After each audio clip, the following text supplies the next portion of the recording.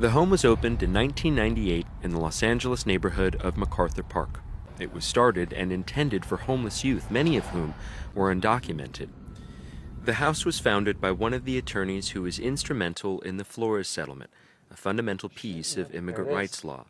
He's since passed, and the home now is in disrepair. And according to this whistleblower, it has been in violation of a contract with the city of LA for more than a decade and still collecting money.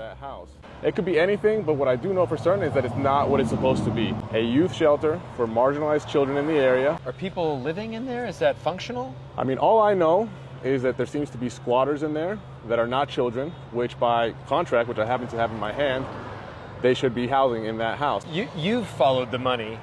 Where does it lead you? What answers has it unveiled here? The ultimate hypocrisy within our own movement. A lot of these folks that found the niche of immigrant justice advocacy found a way to exploit the system where they would get a pat on the back and a bill in their pocket. The LA County Registrar's Office confirmed to Nick Valencia News that the Center for Human Rights and Constitutional Law, Inc. was the current owner.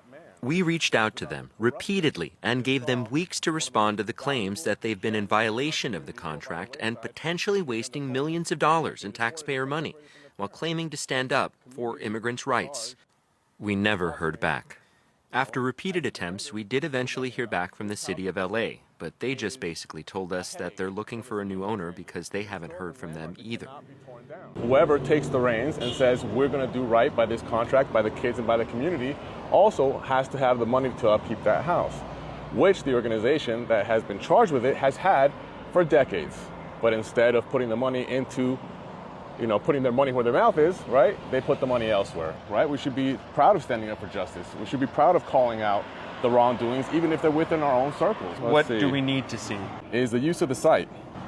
Shall, 1, devote the use of the site to provide 16 to 18 beds in group home setting as transitional housing for homeless youth. The people that are in there currently are not homeless youth. If the mayor of LA was standing right here and you had the chance to speak your mind, what would you say? I would say you have the power. You have the power to get the ball rolling, to do right by these kids, to do right by this community, and to do right by your own legacy.